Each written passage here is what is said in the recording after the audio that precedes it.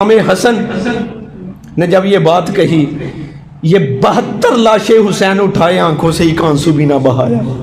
आप कहने लगे कि आंखों से आंसू बहाऊंगा तो ये रब की तरफ वो मेरा एक बात ऐसी बन जाएगी कि लाशां ते झुकियां ते नाल मैं रोया भी। हुजूर दाता अली अजमेरी फरमाते हैं, हुसैन हौसलों का पहाड़ था, हुसैन हौसलों का पहाड़ था।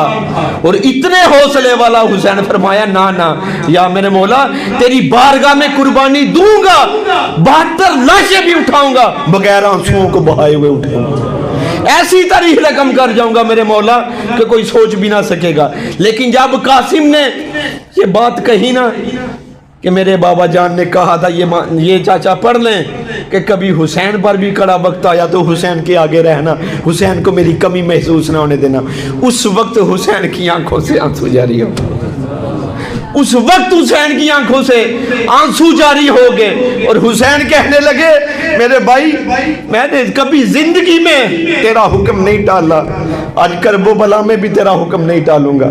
जा कासिम, ये कासिम इतना कड़ियल जवान, इसकी उम्र भी 16 से 17 बरस थी। जब ये मैदान में गए, 19 बंदे वासले जहन्नम करके जब ये वापिस आए और आकर कहने लगे, चचा अगर चंद कतरे पानी के मेरे हलक से नीचे उतार दो, चचा ये यजीदी इतने बुज़दिल हैं कि मैं सबका हातमा करके आऊंगा। हुसैन कहने लगे, बेटा ये आज हमारा इम्तिहान है, पानी नहीं। एक जिन था हजूर मौला अली का मानने वाला, वो जब आया और आकर कहने लगा, मौला हुसैन तुसी हुक्म ते फरमाओ, इन्हां बदबख्तां तुहाडे ते पानी बंद कीता है, मैं दरिया फरात का किनारा इस तरफ बहा देंगा।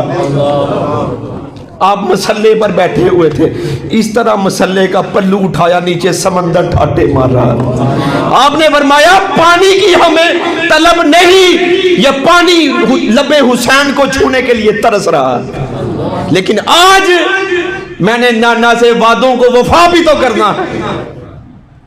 वो वक्त भी गुजर गया, हुसैन सब चले गए। हुसैन कहने लगे पर्दे में जाकर, बहन ज़ैनब अब तेरे भाई का वक्त आ गया है, मैंने सबको रुखसत की, अब तू मुझे रुखसत करेगी। उनको नसीहतें की, वसीयतें की। अपने बेटे ज़ैनुल आबिदीन से फरमाने लगे, 14 साल उम्र थी, बेटा तुम पर जहाद मैं हुक्म नहीं देता, तू ये बचे कुचे मेरे नबी के गुलशन को मदीने लेकर जाएगा। सबसे ज्यादा जुल्म ज़ैनुल आबिदीन ने सहा, जिसने अपनी आंखों के सामने करबला का सारा मंजर देखा, लेकिन तलवार उठाने की। हमारे माँ बाप बहन भाई को कोई गाली दे, खून जोश मारता कि नहीं मारता? किदा किदा मारता? अल्लाह ना करे कोई ऐसी गल होए, मारदा है तो जिसके सामने उसका पूरा हाथ मादा कट जाता है, उसका खून जोश नहीं मारता। मौला हुसैन फरमाने लगे, बेटा तू नहीं। और फिर सरकारे दो आलम का मामा शरीफ संदूक से निकाल कर अपने सर पर रखा।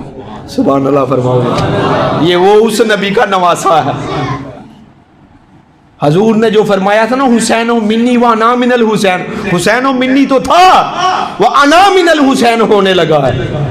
आपने वो जुल्फ़िकार जो है वो निकाली, हजूर मौला अली की वो जुल्फ़िकार। फिर आप अपने घोड़े पर सवार हुए और घोड़े को पैर मारे, घोड़ा चलता नहीं, उसकी लगामों को खींचा, घोड़ा नहीं चलता, फिर पाँव मारे, घोड़े ने सर झुका लिया। तो इमाम अली मकाम जब घोड़े के नीचे देखा तो एक 3 से 4 साल की बच्ची ने घोड़े की टांगों को यूं पकड़ लिया था। अल्लाह, वो आपकी छोटी बेटी सकीना थी, कहने लगी, घोड़े ना चलना, तुम्हें कसम है अल्लाह की, जो भी इस तरफ गया है फिर वो वापस पलट के नहीं आया। मेरे बाबा को ना लेके जाना, मेरे बाबा को ना लेके जाना।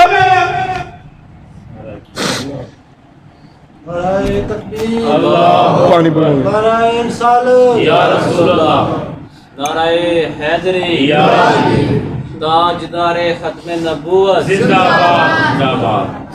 ना लेके जा।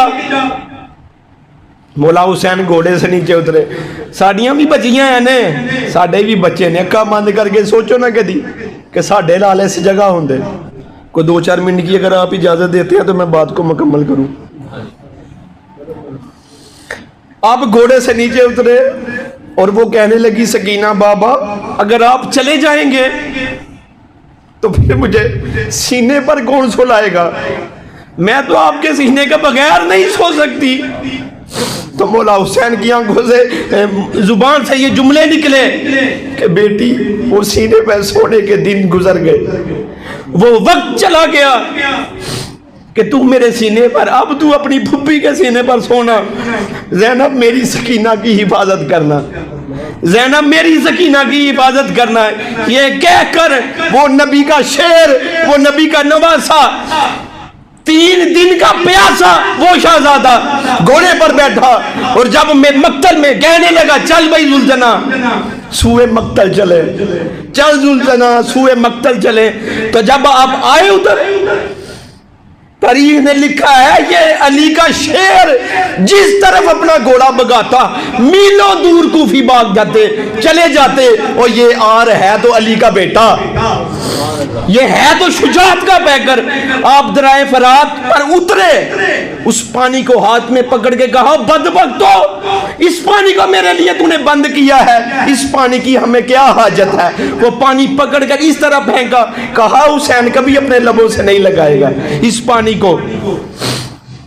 میں نے جو روایت پڑھی ہے میں بس اس کو ختم کرتا ہوں۔ انہوں نے یکبار کی کرے پوری فوج نے آپ پر حملہ، تو حسین کربلا میں اکیلے تھے، 22,000 ننگی تلواریں سامنے کھڑی تھی، تو کون حق پہ تھا؟ سارا عالم ایک طرف تھا اور علی کا شیر ایک طرف تھا، اور جس طرف علی کا شیر تھا وہ حق تھا۔ جب آپ کی قمیض اتاری 114 سوراخ تیروں کے آپ کی قمیض سے پار ہوئے تھے، 114 26 گاؤں نیزوں کے آپ کے جسم پر لگے تھے، اور 24 کٹ جو ہیں تلواروں کے آپ کے جسم پر لگے تھے۔ جب قفس اسری سے آپ کی روح پرواز کر گئی، یہ بات بس سن لو، اور تو اللہ کے عرش سے آواز آئی حسین پلٹا واپس تیرے قدموں کو چھونے کے لیے، تیرے قدموں کو چومنے کے لیے عرش پہ تاب ہے۔ حسین پلٹا، تو نے بندگی کا حق ادا کر دیا، حسین تو نے بندگی کا حق ادا کر دیا۔ حضور صلی اللہ علیہ کونین کی آواز آئی حسین تو نے میرے بوسوں کا حق ادا کر دیا۔ حضور مولا علی کی آواز آئی حسین تو نے میرے خون کا حق ادا کر دیا۔ بی بی زینب، بی بی فاطمہ کی آواز آئی حسین تو نے میرے دودھ کا حق ادا کر دیا۔ حسین وہ تھا جس نے کربلا میں بھی نمازیں پڑھی۔ رونا اس چیز پر چاہیے کہ اس نے تلواروں کے سائے میں سجدہ شکر کیا، ہم کلین پر سجدہ نہیں کر سکتے۔ حسین وہ ہے جس نے نیزے کی نوک پر قرآن کی تلاوت کی۔ ہمارے الماریوں میں پڑے، اگر کوئی بندہ سامنے رکھتا ہے تو اس پر فتوے لگ جاتے ہیں۔ قرآن پاک کھول کے سامنے رکھ چھڑے نے بید بھی ہوندی ہے، وہ جو اندر پڑھے اس کی بید بھی نہیں ہو رہی۔ حسین وہ تھا جب سوئے مقتل جا رہا تھا تو اپنی بیویوں سے کہا اپنے پردے کا خیال رکھنا، اپنے پردے کا خیال رکھنا۔ ہماری بیویاں گلوں میں دوپٹے ڈال کر اور بازاروں میں گھوم رہی ہیں، کوئی کسی کو پرواہ نہیں، الا ماشاءاللہ۔ اللہ تعالی ہمیں وہ غیرت ایمانی عطا فرمائے۔